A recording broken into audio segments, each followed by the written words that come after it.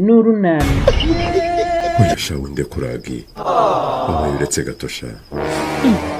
None se ubwo uko nyuze hano mu rwego rwo kwishakira ibitotsi? Ibitotsi guteze? Numvaga ngukumbuye cyane Kiri, rwose numvaga ntari butahe ngo ndyame nsinzire. None urashaka kunkora imbagara rero ndiyangiye maze. Ariko rero nawe uko nugukabya rwose. Umuheberano w'iminota ine yose we. Ubu noneho wakwicara. Umutima wanjye uratuje kandi urakeye. Aha. Kandi ubu nimvuga ngo nari ngukumbuye cyane, uravuga ngo ndagukopeye cyangwa ndakwiganya. Niba atari uko bimeze se niki kigaragaza ko ariko byari bimeze Kiri? Ko nge mbigaragaje nkanga gutaha ntanyuze hano ngo nkurebe, ngaho mbwira. Nuko ninanywa akazi kenshi cyane bigatuma ntaguhamagara, ariko nashyize nimero yawe muri telefone yanjye inshuro zirenze 3. Najya kuguhamagara muri ofisi yanjye hakinjiramo abantu nkabura uko nguhamagara. Abo bantu batuma gutampamagara subwo baranshakira amahoro koko?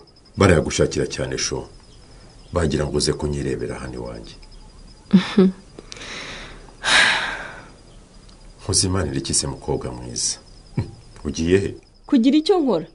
Urumva nazi wawe koko nkicara nk'agaseke kandi nzi ko n'ubundi nta mukozi. Kiri. Karame yagiye. Komba nibyo wawe byahindutse se we? Aha, urantunguye pe.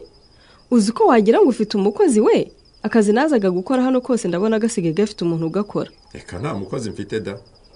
None se ubu ni wowe usigaye uri kuri ordre gutya? Ku buryo ujya ku kazi wogeje amasahane n'ibikombe, ku buryo ahantu hose hari isuku Kiri. Ubwiye ko ari nge naba nkubeshye rwose. Ariko nanjye ndabaza amenyo y'inkoko ndeba umunwa pe. Ubu se nyiriye sharupe se usigaye abikorara? Wabimenye rwose ni wa mwarimu kazi ngo nireyo. Ariko Kiri, ubundi ubuteye ute koko? Urabona uko ubimbwira utuje nkaho nta kibazo gihari?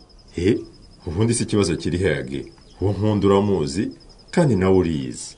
Niba ari uko bimeze rero, vana Leya mu nzira. Areke gukomeza kuza hano iwawe nkaho ari we rwose.